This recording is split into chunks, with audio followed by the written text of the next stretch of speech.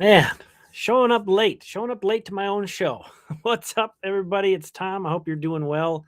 Happy Sunday. We're going to talk a little about this Sunday Twins game. We're going to talk about this Oakland series. We're going to talk about the trade deadline. If you are watching this on replay, if you could not be here live, totally get it. That's cool. I think you will still be able to enjoy this. Stick around. Don't go anywhere. So I'm going to get right into it. The chat usually doesn't warm up until, I've been going for a while. So on these lives, I like to get into it first. So Twins take 2 out of 3 against Oakland at home. That's kind of the bare minimum that they needed to do is win the series. Luckily, some other teams are not playing well in the AL Central and the AL wildcard picture. So we'll take a look at the standings in a sec, but just some kind of takeaways from today's game Sunday. The team first mentality really keeps coming through, and a lot of guys are being put in unfamiliar situations, really doing a nice job.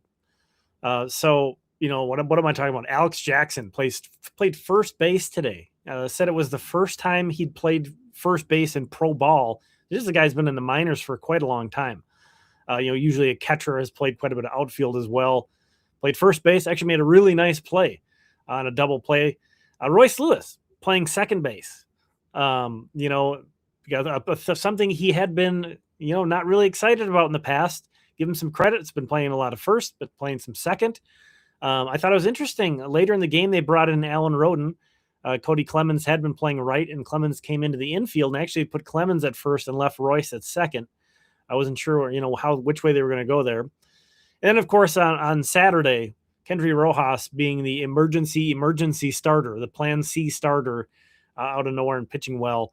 That stuff stands out. And I do think there's something a little bit different about this team. And we continue to see layers of that. Today, Connor Prielipp looked good. That's definitely one of the bigger takeaways. He only needed 76 pitches to pitch into the 6th inning. He only issued 1 walk. This was his first MLB start since July 8th. So been a little while. Was curious if he'd be rusty. He did appear with the Saints, but did a nice job of doing what you need to do against the A's. Don't walk anybody. Don't make them earn it. There's a couple of guys in that lineup that can hurt you, but for the most part, not really. Yeah, we have a comment about how about that A's defense today. Just when you think the Twins are bad, you realize other teams are worse. It was an ugly game. I was going to get to that. We might as well get to that now. That was a really ugly game. The Twins didn't really play all that crisp themselves, but to say that the A's were not crisp is putting it extremely lightly.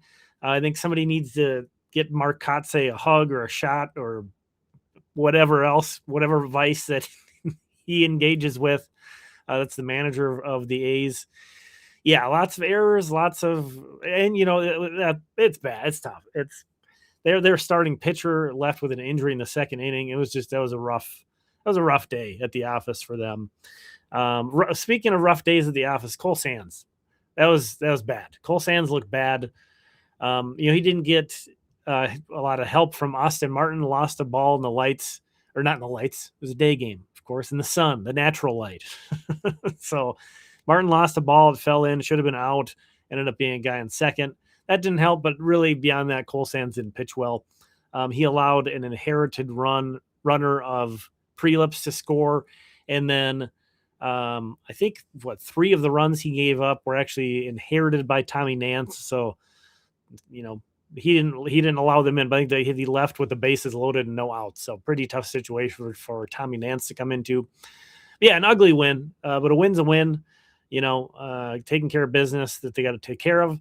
Off tomorrow, so going to have an off day before they host the Royals.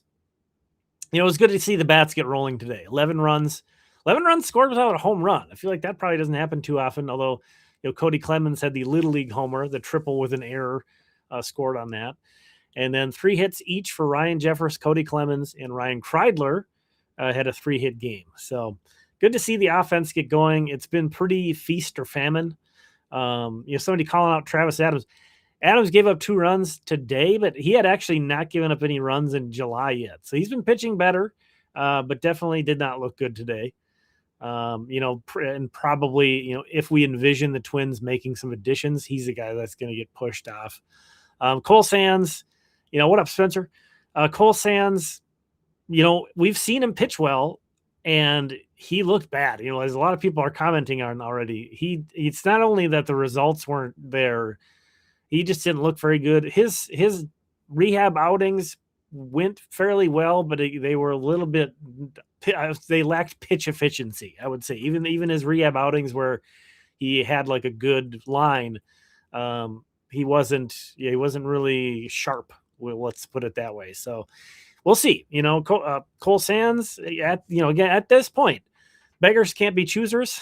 The Twins bullpen has been pitching better, but you just hope that Cole Sands, they can work him in these low leverage situations and figure things out from there. That's the silver lining, is that they don't need to immediately insert Cole Sands into like an 8th inning role or something. They can try to get him along and see what's going on there. But, and even though I will defend how well Travis Adams has been pitching this month until this point, those are two guys that you would probably feel pretty good about forcing off your active roster if it comes to that. So we are going to get into some trade talk in a minute. Glad to see people are showing up and chatting. Part of this is hanging out with me, but part of it's hanging out with each other too. So some good conversation rolling. I should call out anybody who's like having a hard time getting into the chat and participating. You do have to be a subscriber to chat. So you do have to be subscribed to the channel. That's my way of keeping like a bunch of Cleveland Guardians fans, or attempting to, at least. I mean, all they have to do is push a button, but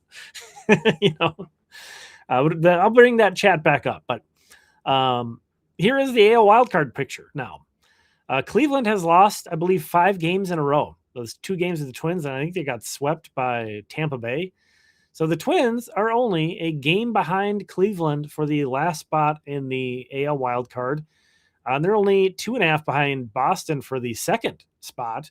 Not too far off of the White Sox. However, they came out playing well in the second half. Credit to them. This continues to be, though, a conversation where it is beyond just, hey, how many games back are the Twins? Because as we see, I didn't cut this off of just, hey, where's the Twins? Seattle's only a half game behind the Twins. Houston's only a game behind the Twins. Baltimore's only a game and a half behind. And Detroit is only 2.5 games behind the Twins. That team, I think there's a lot of reason it would make sense for them to trade Skubal, but I mean, you got the guy that everybody wants. You've got the ace. Yeah, I wouldn't. If I was in the Tigers front office, I'd be trying to convince people that hey, we should do like at least a keep and see what happens. Because they're not out of this thing. That's how bad the American League has been. But the Twins are right there, so they are a game out in the wild card race. Talking about how they've been playing lately, the low point in the season for them was June 13th. Let me bring the chat back up here. Low point, again, still getting used to the live stream. This is a totally different setup than when I record my usual stuff, so bear with me. That's why I was late as well. Sorry for anybody who was very prompt. I wouldn't trade Jeffers for. You could get so much better prospects, I think. If you, we'll get that. Let me get through my bit here on how the Twins have been playing lately. Low point for the Twins was June 13th when they were 8 games below 500. They were 32-40.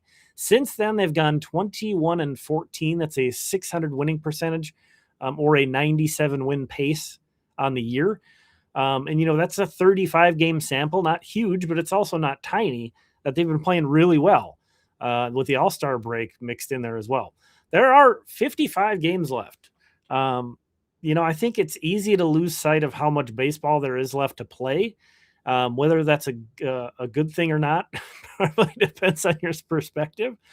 But if the Twins were to continue this pace that they're on at the moment, this hot streak, they would win 86 games. I don't think they can keep this up especially without help. That gets you into the wild. That gets you into the postseason, slam dunk, in the American League this year, I think. If we do scale that back to even just 550 ball, again, they're playing 600 ball since that June 13th mark. even if we scale that back to 550 ball, all of a sudden you lose 3 wins. That's still really good. That's an 89 win pace in the season. So that's still pretty good. You'd be only winning 83 games. So that's with a pretty strong finish. That gets you to 83 games for the Twins. Does that get you in? Most years it wouldn't. That could get you in as long as nobody else gets hot. So we are still very much in a situation where the Twins are a game back. They're absolutely competitive.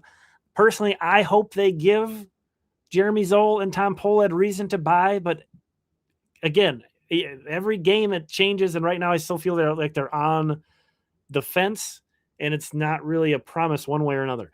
I know seen some people in the chat that want people to sell. I don't. That's fine. That might be a good baseball perspective, like long term. But I would be on that team hardcore if I didn't think that this farm system was good, and if I didn't look around this team and see a bunch of guys who are going to be here for multiple years. If you can bring back starting pitching, then fine. I don't, and obviously they need relief help. But if they're going to sell, I don't think that they actually. Cody, I'm going to talk about Robbie Ray. He's one of the guys I was going to mention. Let's just get right into it. Now, there was another guy I actually mentioned when Cody was off of the Twins Off Daily podcast. He missed me on that one. One of the guys I threw out as kind of a joke. I got to throw it out here just to ruin your guys' evening. What about Robbie Ray on the Giants? Yeah, sure. But what about Tyler Mahle on the Giants? A veteran. No, started. You put him in the rotation. No, nobody likes Tyler Mahle. Is there something in the past that I'm forgetting about him? Okay. All right. Let's move on to some deadline talk because there's 3 different ways. Oh, there's probably 5 different ways. I'm going to go in depth on 3 different ways though. So, they can sell. Let's start there. They can sell, in addition to the pending free agents, Ryan Jeffers and Josh Bell. You can throw Taylor Rogers in there too.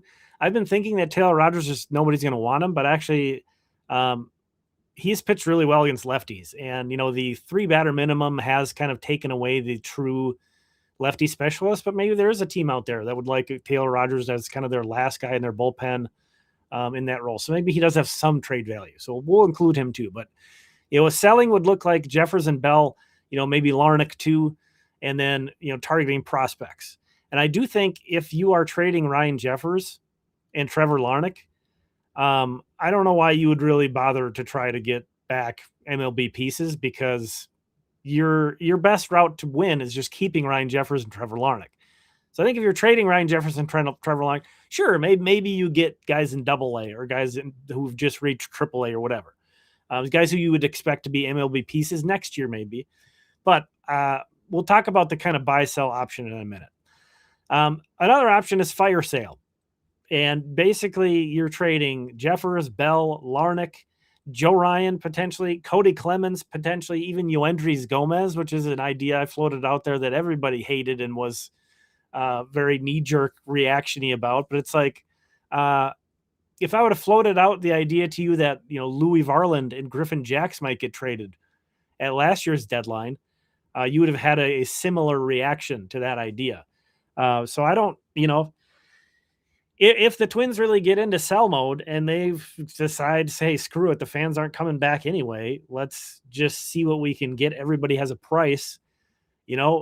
Maybe the price on Yoendrys Gomez is just too hard to pass up. And, again, they completely gutted last year's bullpen. So even though this year's bullpen is terrible, I don't know that they wouldn't do that. I can't imagine them going this direction, though. I put that at the bottom. The X factor is we just don't know. We just don't know. And I put that on this next one. We haven't seen Jeremy Zoll steer the ship. We haven't seen Tom Pohlad be in charge in this time. So maybe I'm eliminating that without good reason. Other options, buy big. I also can't imagine this happening, though. Again, this is Zoll and Tom Pohlad. This is a new frontier, but I don't see them trading any top 5 prospects in the system to really get a top of the rotation starter or, a true closer, an elite closer. I think that's really hard to imagine. And I don't think I've not really seen anybody advocate for that, even though I've wanted them to buy. I've not advocated for that. I have seen people advocate for a fire sale, which is crazy to me. Then there's the buy option, which I actually think is more of a hold option, which is, I put that in parentheses, buy, hold. This would be basically you're keeping everybody. Jeffers stays, Bell stays, Larnach stays.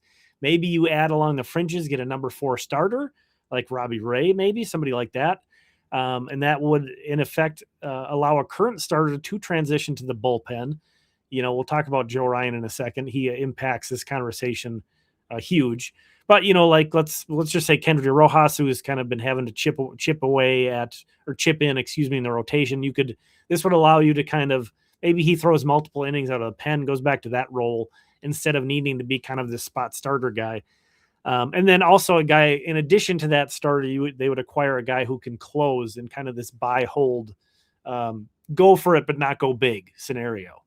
This wouldn't be a top closer. This would be a guy who maybe has closing experience.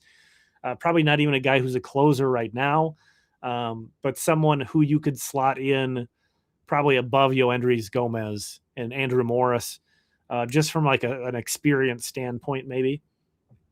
And then there's the middle one, which is interesting. I think this is a talker. I think this is maybe where a lot of Twins fans land, in that, yeah, you look at Ryan Jeffers and you say, well, he's a pending free agent. You got to get what you can while you can get it. I've been on team keep him and give him the qualifying offer, but it's so easy for me to say that when it's not my money. I don't know if Jeremy Zoll, the thing that's really made it difficult for Derek Falvey previously, and now probably Jeremy Zoll, is there's not been a consistent stance on the poll ads from where the payroll is going to be 1 year to the next. So, if they have assurance that the payroll is going to go up for next season, I think that definitely should be on the table. Yes, $23 million. That's a lot to pay a catcher, but it's a 1 year investment. So that's it. That's the chunk of money. How else better are you spending 23 million, somewhere in there? I don't know. Because it's like, yeah, if you were going to talk about $23 million a season for 5 or 6 years, yeah, you could do something a lot more exciting than Ryan Jeffers, but I don't think the Twins are going to do that. Anyway, let's put that aside. Again, what do they do? If you're in the middle, this would be aiming to potentially get MLB help. So you're trading away these guys who aren't here long-term. You're trying to maybe continue to compete. So it's kind of a middle lane, buying and selling at the same time. But the thing that I'm struggling with here is what competing teams with players of similar value to Ryan Jeffers, Josh Bell, whoever, maybe even Trevor Larnach, what teams are going to have that excess pitching to give up? Who has excess pitching in the major leagues? That's why I think when you look to the minors, teams will say, well, I don't think that guy's going to help us this year. We really need a guy to help us this year right now. So we'll trade maybe away this guy that we think is close, a Mick Abel type, maybe even someone who's debuted, but isn't quite ready. Kendry Rojas is another one that the Twins got last year. I think you do much better in terms of overall value trying to get one of those guys rather than being insistent on getting an MLB guy you plug in right away. Again, this sounds really interesting and good in theory, that middle ground of buying and selling, but this would be really tough. This would be really tough to pay off. As I put there, it takes two to tango. And then let me jump back. I've got a couple more trade things to discuss. But let me jump back. And in addition to the notes here on the screen, I do have the ability to go back and look through some of the old chat too. So I'll try to catch up on some of this stuff. It's tricky though, because a lot of these teams are still in the mix. The American League especially is super wide open, but the National League maybe not as much. Oh man, somebody's mentioned a couple of the Marlins. I see Sandy Alcantara, one of them. I actually think he's kind of underrated at this point because he was incredible a handful of years ago, like a true legit top of the rotation starter. He's not that, and I don't think he'll get to that again, but he's still a good starting pitcher who would be a nice addition to this team. I was about to say Miami's still in it, though. I mean, they are. I didn't realize that the Marlins had lost 10 straight games. They're on a 12-game losing streak. I especially, I keep up all right with the American League, but I did not realize that the Marlins have been that bad. That is brutal. Whew. Yeah. This is funny that you bring this up, Randy. Something I've been thinking about lately is if it was up to me, this is kind of a weird thought. I think Debbie Matthews would be a good reliever. They need him in the rotation right now, but you heard me talk about potentially acquiring a fourth starter, being able to move Kendry Rojas to the bullpen. Debbie Matthews maybe is in that conversation too. I would have. This will probably surprise nobody, but I would have put Zebby in the bullpen over Andrew Morris, and I would have kept Morris as a starter. I would try to do that next year. It's not easy to stretch guys back out. The Twins haven't really done it much. I mean, not many teams do it, but yeah, I think Zebby could be a very interesting bullpen arm and you need starters. He's doing an all right job, especially given how much need there is here. Yeah.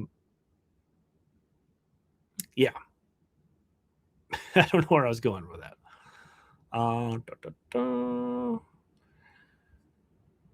Yeah. I think Spencer pointing out that trades are so hard. Yeah, exactly that matching up. I think too, something that I'm trying to remember, like when I'm talking to other people or people are asking me about trades, is that things are so different. This expanded wild card hasn't been around for that long, and things are just different. And one of those things, I've been saying, I would rather the Twins keep Ryan Jeffers, but everybody has a price, everybody has a price. And let's talk about that. Right-handed hitting is at a premium. Catching it is at a premium. Like, as much as I talk about wanting to keep Ryan Jeffers and being open to give him the qualifying offer, like at the end of the day, if somebody comes along and offers you some kind of Godfather pitching package for Ryan Jeffers, like, you don't just say you're listening for sure. Even if the Twins had come out of the gate undefeated in the second half and we're in a wild card spot right now, you'd have to listen to the Godfather offers, and maybe it gets to that point on Ryan Jeffers. But other considerations in this trade conversation: is Joe Ryan actually going to be okay? Right now, that's a huge question mark. We're going to figure that out soon, though. He's supposed to pitch in this coming series versus the Royals Tuesday, Wednesday, Thursday. I don't believe they said which game yet. His status would have a major impact on this team's outlook either way. If they would like to buy, you need to know that Joe Ryan's going to be healthy. If they would like to really sell, Joe Ryan is probably a guy they're going to listen to offers on. I don't think they would trade him, but maybe I'm wrong. But he would definitely be someone they're talking to teams about. So that's another challenging thing to really assess. Not only are the Twins really on the fence in terms of can they make it, can they really compete or not, but they're also like, this Joe Ryan situation is just throwing a huge question mark into things. But I do want to talk about this Red Sox Nationals trade. I think that was late last night. I'm sure that people look at that and say, well, hey, that's like a challenge trade. That's kind of a buy sell, right? And yes, I think you could do that. It's a thing. And again, I think this is more of a thing that's going to happen with this wild card situation, where there's so many teams that are still competitive and that want to get better, but have maybe a need they need to address, and another team has in the same spot. Again, not that many teams have excess pitching, but the Red Sox felt they did. Curtis Mead is the bat going to Boston, having a breakout season. For Washington, former Tampa Bay Ray, former Chicago White Sox. And then Connolly Early, I've missed his last name in there. Connolly Early is his name, going to Washington, a left-handed starter. So, Washington, Mead isn't exactly a versatile defender. So maybe that was kind of a knock against him in there. He is more of a bat-first guy. Maybe they looked at their infield and kind of liked some other stuff that was going on. And then Boston, you can kind of see Connolly Early, a valuable guy, but they already have two other left-handed starting pitchers. I think Peyton Tolley and I think Jake Bennett are both left-handed starters. There may even be somebody else in that picture I'm forgetting, but So maybe they looked at him and thought, hey, we can switch him. That's kind of the fly in the ointment of talking about that trade. Yes, it is a good example of two teams being competitive and reaching a deal together. But both these guys are long-term team control. Mead isn't a free agent until 2031, and Connolly early until 2032. So this would be like if the Twins traded Brooks Lee or Luke Keeschall, which, I mean, I'm not saying that would just be unthinkable and that they wouldn't do it, but it would just to try to like put into context how out of nowhere this must have felt for both Red Sox and Nationals fans. That's kind of the Twins comp, is that you have this really long-term team. It's like a Louis Varland situation or a Griffin Jack situation. So super interesting trade though. And again, even though it's maybe kind of hard to find a Twins comp, it is an example of, again, maybe my old line of thinking where you don't see those kind of trades in the trade deadline. Those happen more in the off season. They never really happened at the trade deadline before this expanded format. Maybe they'll happen more often. I don't know. So there's different stuff going on. It's going to be, from what I've heard and read, Tom Pohlad has kind of put it in the phrasing that, he's going to go with what Jeremy Zoll makes sense to a certain degree, right? And I think we assume Jeremy Zoll is going to be a lot like Derek Falvey, but like anybody who remembers the transition from Terry Ryan to Bill Smith and then eventually back to Terry Ryan. Bill Smith was crazy for a minute there. He was very different from Terry Ryan. He made some really aggressive trades that were really outside of what you would usually expect as a Twins fan. So, I mean, I don't think, again, that's a possibility. It's something you can't eliminate, is that maybe Jeremy Zoll is going to do something really out of the ordinary for a Twins front office. So, yeah, some teams definitely moving around. Boston obviously shot themselves up into that wild card comfortably spot after really struggling. Cleveland, again, they've lost 5 in a row. They're 3-7 in their last 10. They're only a game over 500 now. That's something to keep an eye on. The White Sox playing well. They are still in the AL Central, 2.5 games up of the Guardians, so 3.5 up on the Twins. So, definitely still a race, but they continue to play well. Things pretty wide open. NL, some things are getting a little more solidified, which it helps, hopefully more sellers entering the mix. But you have teams like the Marlins are still only 3 games of the wild card too, even though we were picking on them a little bit. The Reds are saying that they don't really want to. They're 49-55 and 5 games back, so it's not like it's like completely unthinkable. I don't think they're going to try to win, but that team is kind of putting out there that they're not really like in fire sale mode or anything, which is curious. I think they could do really well. Again, I think there's a lot of demand. So I think they could do well if they did want to sell. Then the Giants, Mets, and Rockies are definite sellers. Now the Rockies don't really have any pitching that you would want. I mean, maybe that's taking it to the extreme. Maybe if you're doing a light buy. The Mets have some guys. They have some guys in their bullpen, some lefties in their bullpen. The Twins, Cody Funderburk, Taylor Rogers are there. Bonda's gone though, so that's one area that the Twins could maybe use some help, any relief help. And again, I've been talking about this, about trying to get something into that late inning picture. You don't need more options. You have lots of options in the lower end of the bullpen. You don't need any more of those guys. You need more help in the back end. You need more help in the 7th, 8th, and 9th innings. We had a question about Matt Cantorino. Wow, that's a blast from the past. He's still injured. So he is with the Twins still, but he is still injured and has not pitched at all. I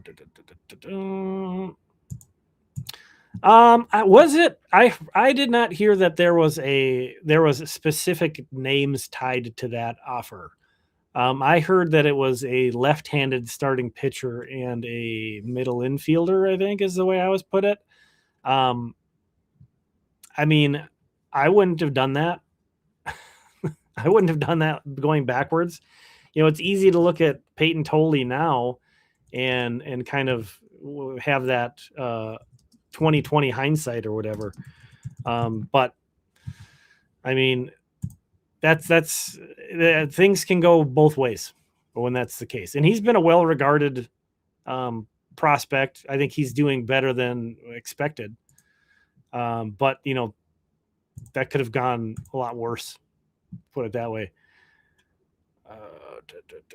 Yep, we got some Sandy talk again.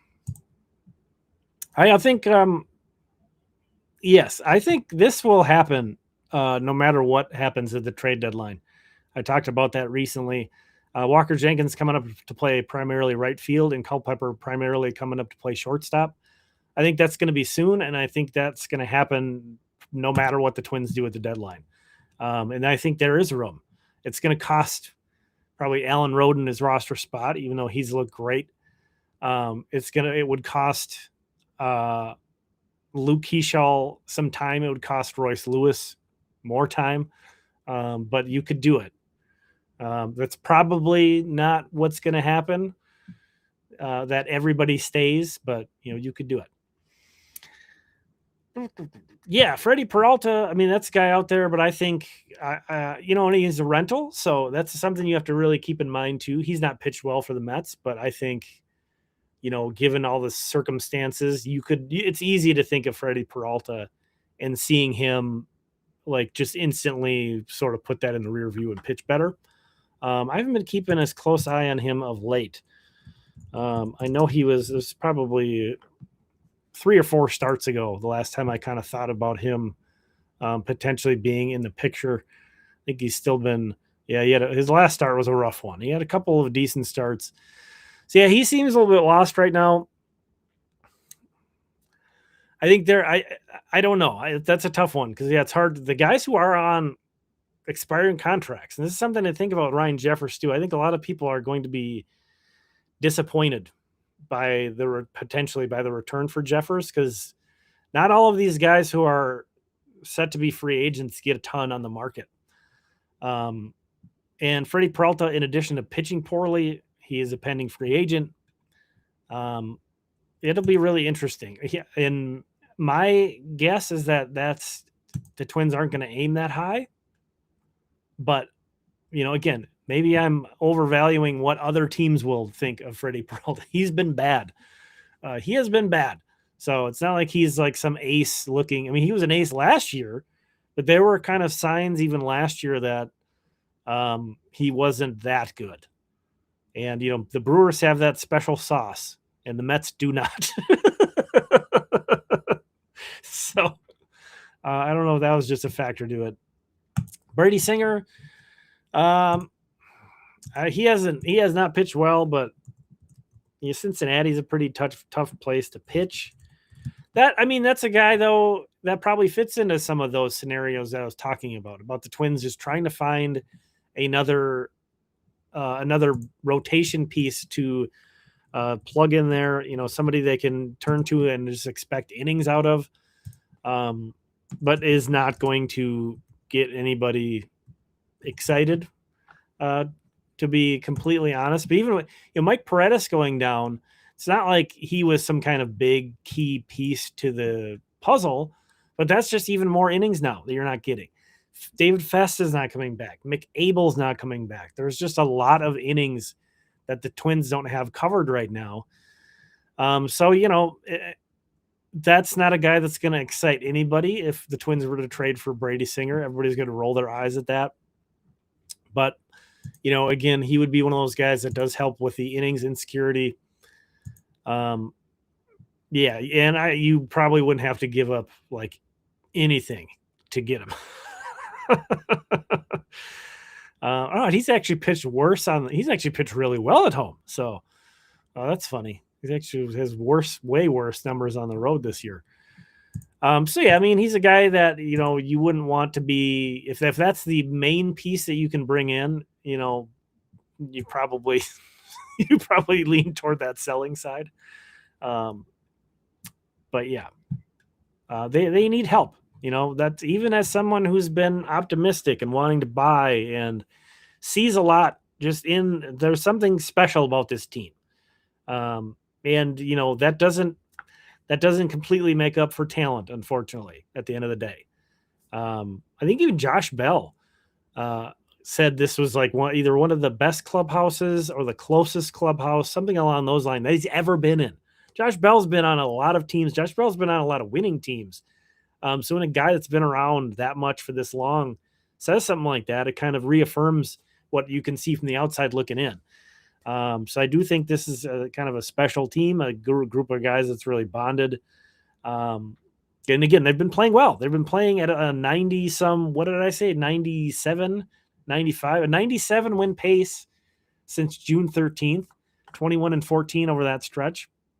It's only 35 games. They're playing really well in that stretch. They've beaten, they winning record at Yankee Stadium, winning record at Cleveland this year. Like, really weird to see that.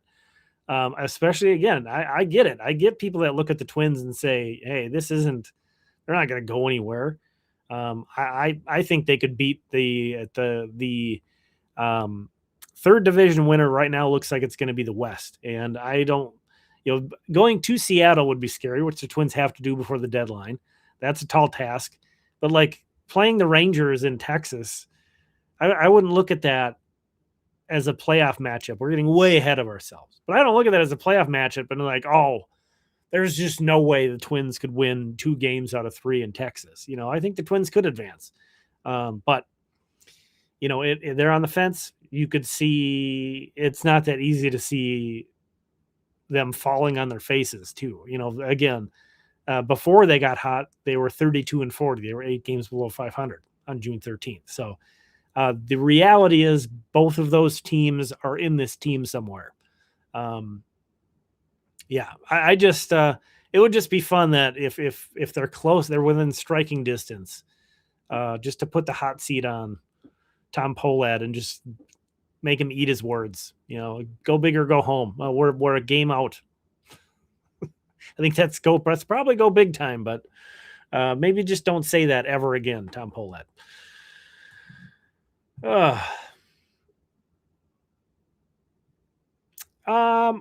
Well, I kind of went into detail, I think, about what's special about this team. They have been incredibly resilient. They've won on the road, probably more than most other Twins teams have. Expectations, I mean, I think you could say that about a lot of teams. The AL Central has been super weird, like the last 20 years. It's not even like this year or recent years. That's when I bring up a lot, the Diamondbacks. I was actually just in 2023. So that wasn't that long ago, if I'm remembering that correctly.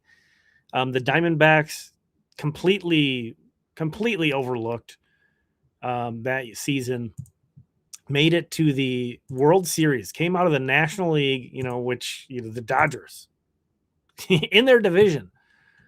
They still get, I think I don't think they bounced the Dodgers that year, though. I think somebody else took them out. Yeah. So, yeah, it was 2023. It just happened that a completely unheralded team that went 84-78 beat Milwaukee. Oh, they did they swept the Dodgers. Wow, I forgot about that piece. They swept the Brewers. They swept the Dodgers. I remember that series against the Phillies. It was a 7-game series. And they finally did fall to the Rangers 4 games or in 5 games. So, yeah, you never know. Baseball's really weird. Mark says, could see the Twins trading Larnach. Yeah. In no way should they trade Jeffers, Ryan, or anyone else. That's kind of tricky because they have Larnach for next year. And I get like there are other guys in the picture, but none of them are going to hit as well as Trevor Larnach is hitting right now. You can't expect that. Trevor Larnach has like a 130 WRC plus. I mean, Alan Rodden's not going to do that. Walker Jenkins might do that eventually, but I don't think 2026 Walker Jenkins can do that in the big leagues. And, maybe I'll look like an idiot a couple months from now when he's in the big leagues one way or another. I think Walker Jenkins is going to give you good defense. I think Walker Jenkins is going to give you excellent base running.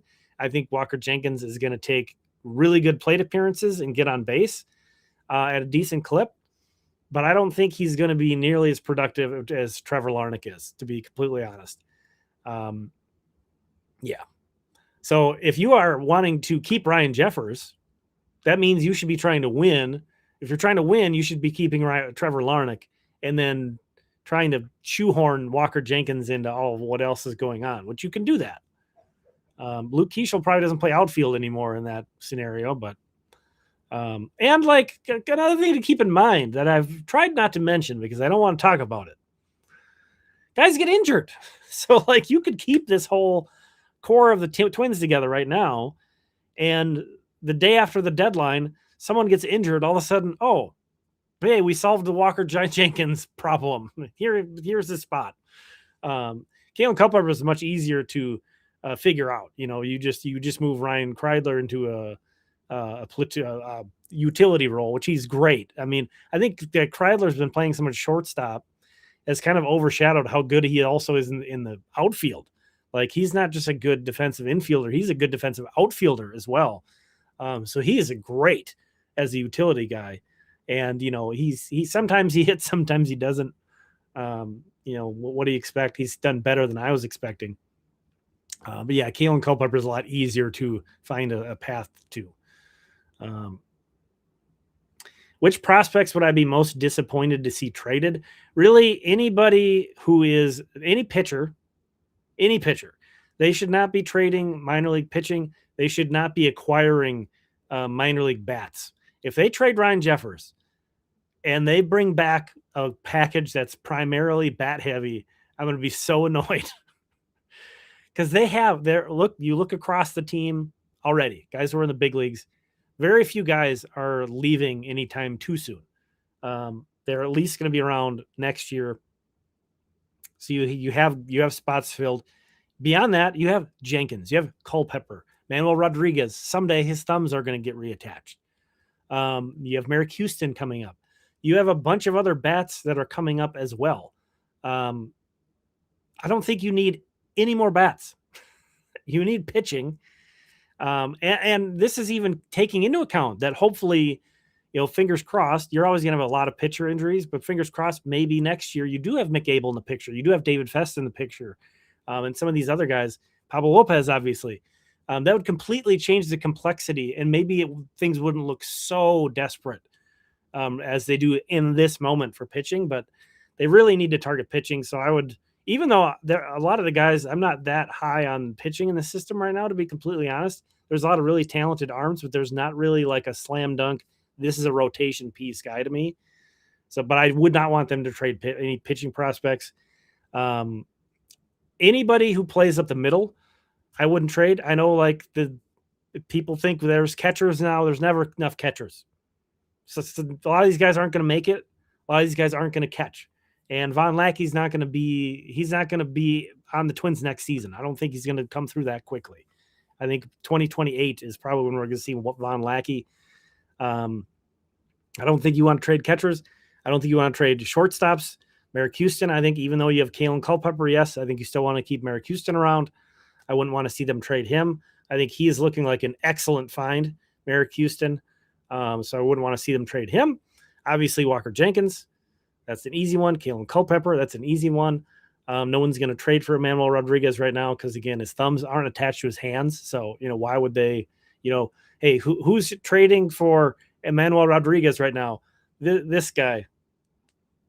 So, be interesting if he was healthy. That'd be an interesting conversation. But, anybody, I wouldn't trade. I think the closest guy I would trade who is in that conversation that I've talked about are Brandon Winokur and Kadeem Jow, who are guys who are playing up the middle right now. That's kind of as uncomfortable as I'm willing to get for this kind of team that's in the middle. Obvious guys are anybody that plays in a corner outfield. Hendry Mendez has been really good. What are you going to do with him, though? Gabriel Gonzalez was really good last year. He's not as good this year. What are you going to do with him? We're already trying to figure out how do we get Walker Jenkins into the picture? How do we get Alan Roden into the picture? How are we eventually going to get Emmanuel Rodriguez when his thumbs get put back on into the picture? So I don't know what you're doing with those guys. Mendez has probably a better market right now, but I don't know if teams are going to look at that and be freaked out that he's been traded twice already. I don't know. I don't know if that's something that teams think about. Gonzalez has been traded once already too.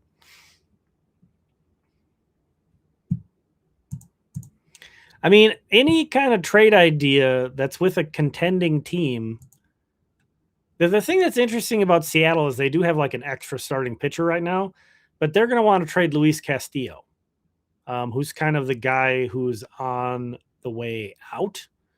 I don't. Why would they trade Emerson Hancock? It's kind of a question that I would need to answer. You always have to think about it from the trading team's perspective too. Jeffers for Hedrick and what is it? Is it Lagrange? I know who he is. He throws like 102 miles per hour. I've seen him pitch against the Saints before. That's a reliever and a chip. Maybe a guy who's going to throw enough strikes. I don't like that. I don't like that idea. If I'm trading Ryan Jeffers, I want a guy I feel pretty good about being a starting pitcher. Even if it's like a Joe Ryan back in the day, like not really a really heralded guy, a former later round pick. But you look at him and you say, well, he's got that. That's probably a starting pitcher. Hedrick is not. That was a misplay by the Twins though to let him go. And yeah, Carlos Lagrange is not either. They've moved him to the bullpen. Yeah. I mean, Eduardo Tait, he's still around. I wouldn't trade him personally. I wouldn't. I think you'd be selling low. You would get terrible value on Eduardo Tait right now. I'm not saying I necessarily believe that he's going to be as good as we had hoped he was a year ago today, but I think there's reason to hold out hope. And even if that hope is that he recoups some trade value that you trade him later, I don't know.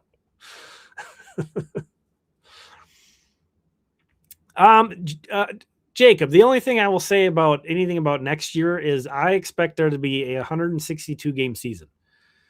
The owners are going to have a lockout until they lose money.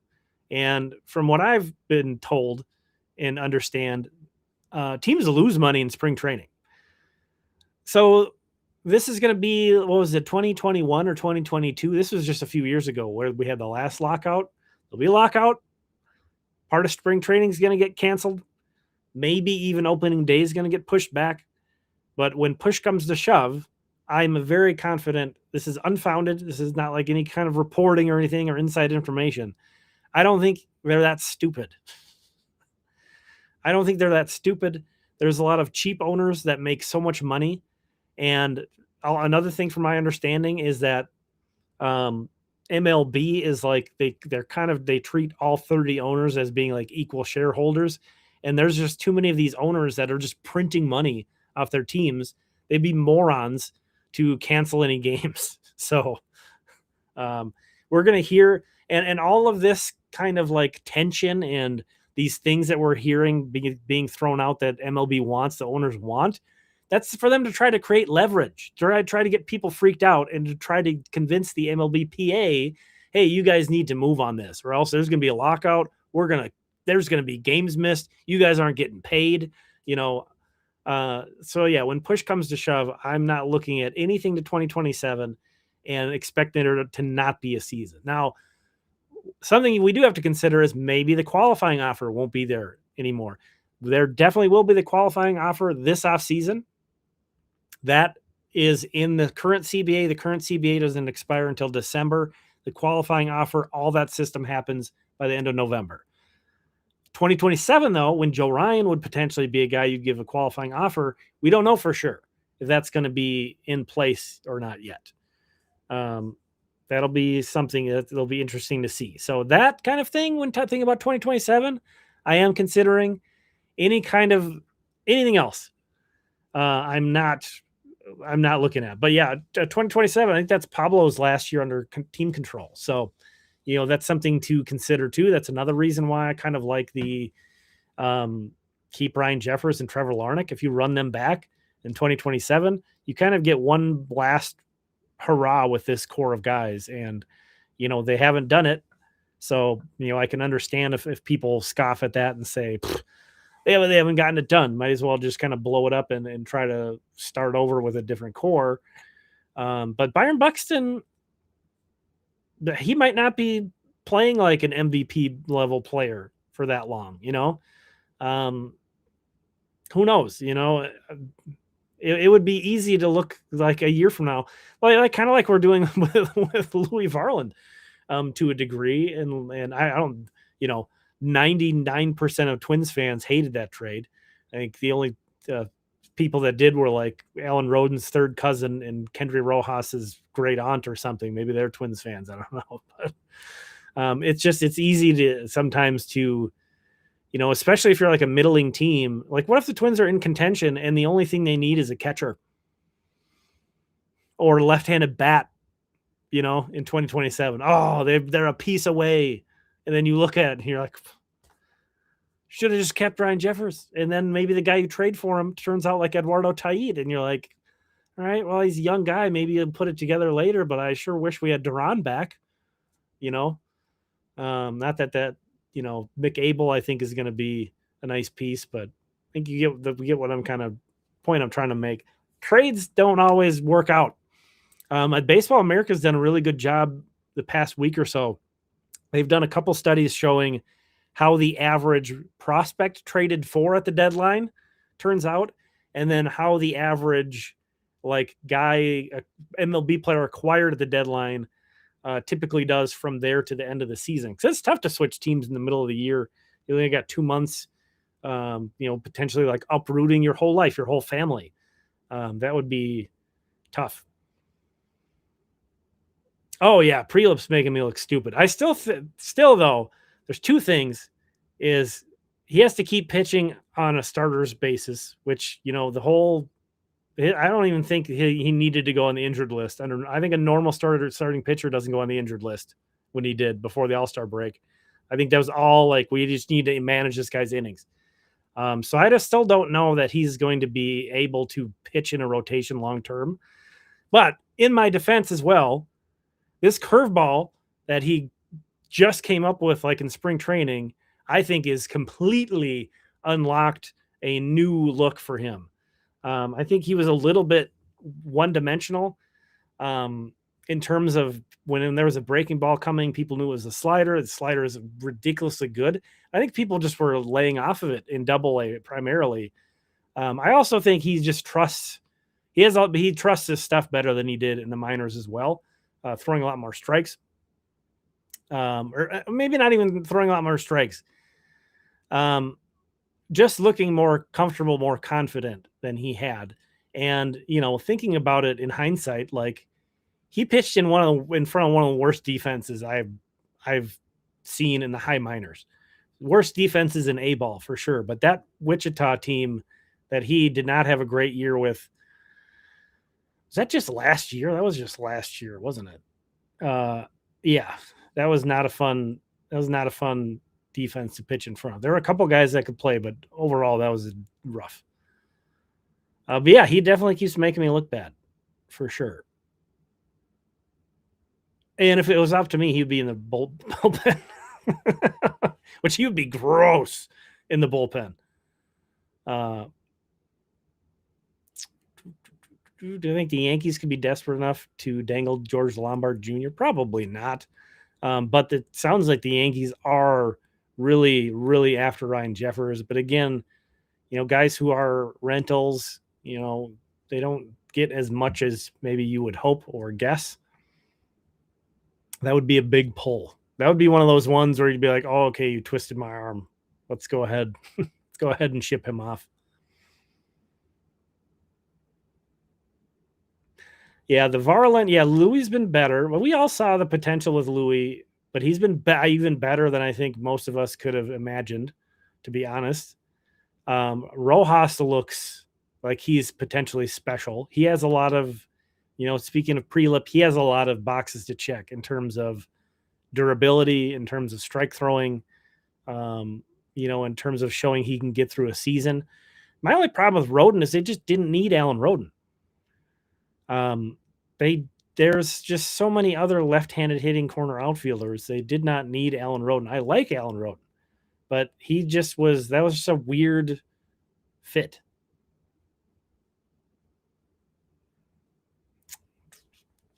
Yeah, I think the thing about saying anybody would be better off in the bullpen is everybody would be better off in the bullpen.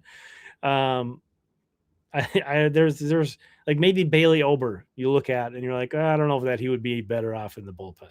There's very few guys who you would not say that about. Rojas's kind of challenge would be much easier though. He wouldn't have to.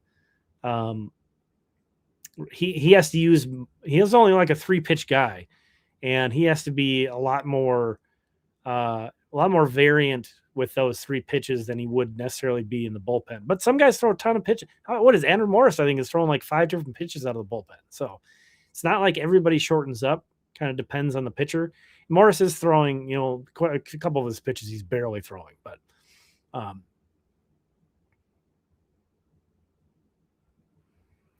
what if the Twins keep Jeffers and trade Caratini? I don't even know. You put extending. The qualifying offer thing is interesting to me.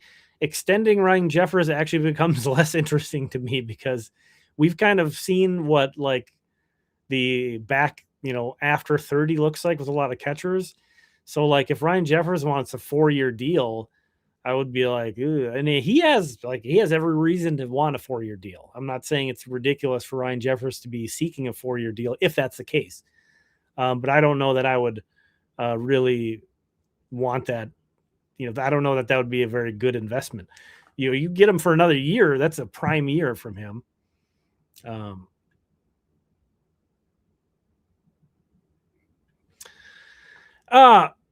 don't like Trevor Larnach. I don't think people like. I'm not a Trevor Larnach guy. I've probably said for 3 years in a row that they need to trade him. I've probably said this. I think I said this offseason they should just DFA him and then use the money they saved. But Trevor Larnach has been really good. I looked up the other day. I'm going to look this up again. He's like legitimately one of the top 20 hitters in baseball this year. Hang on. This is such a weird spot to find myself in, defending Trevor Larnach. Oh. Let's see. Okay. So what I'm pulling up is the 2026 weighted runs created plus for any hitter with 300 plus plate appearances. Just to take a look here. And what I have to do now, this is the fun part. I was not planning to do any screen sharing, so bear with me here. Let's see. Oh, that's not what I want. There we go. Well, I need to get rid of you guys now. Okay.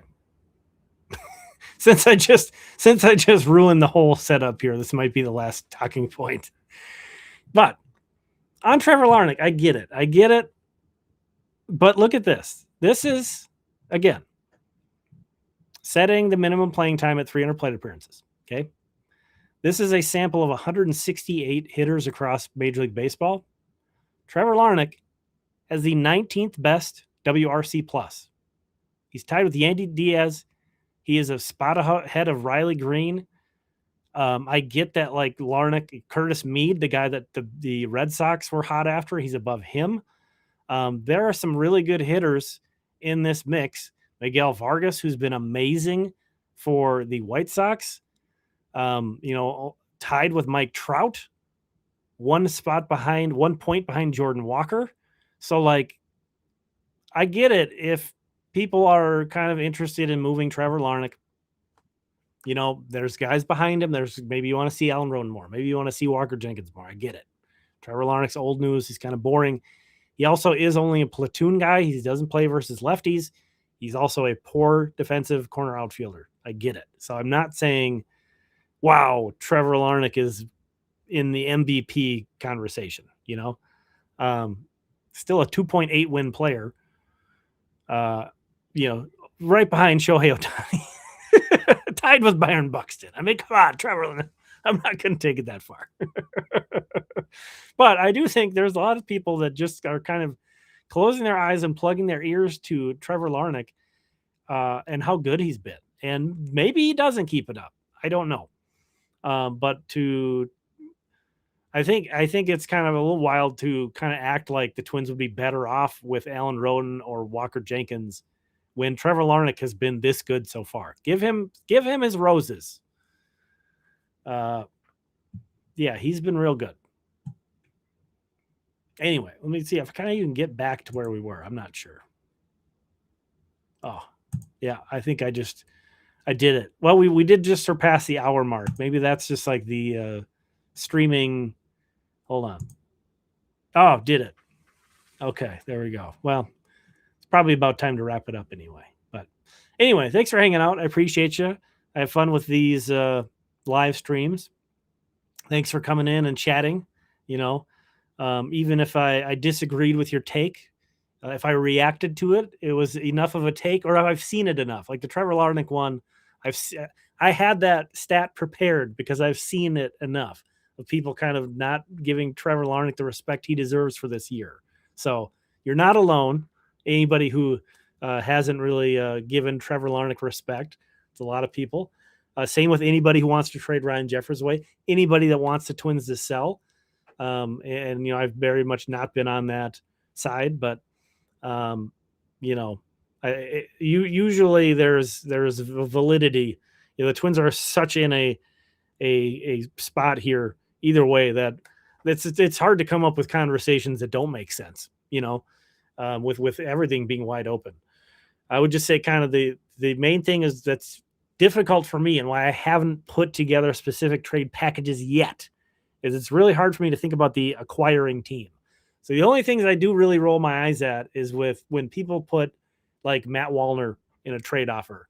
It's like nobody's going to want Matt Wallner right now. Nobody's going to want Matt Wallner right now.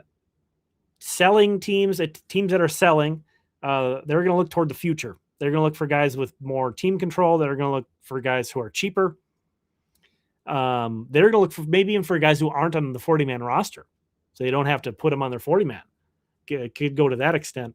Then obviously competing teams are going to aim higher than that. Even a competing team, like let's just throw the Guardians in there. Not that the Twins and Guardians would make a trade right now. But a competing team that just has no thump, their DHs do nothing. Even if they were going to acquire someone, they wouldn't look to a guy who is in AAA. They would be looking for, somebody else who's at least a somewhat productive MLB bat right now. So I think you do have to understand that if you're acquiring a player that's going to really add to the Twins, you have to get rid of something that stings. You can't just, pick your prospect who's down on Kyle DeBarge or somebody having a bad year and Matt Wallner and then think that's going to get you even like a number 4 starter or something. So anyway, Matt Wallner is untouchable. That's right. We keep our Minnesota guys. Yes, Jeffers for James Woods and CJ Abrams. Who says no? I mean, the Nationals already made a trade. So, maybe they're just going to be mixing it up. So anyway, thanks for hanging out. I appreciate you. I'll try to do one of these again, definitely before the deadline. Maybe I don't know. I'll put it out there before we do one, but thanks for hanging out. I enjoyed this. I hope you had a good time. We'll talk again soon.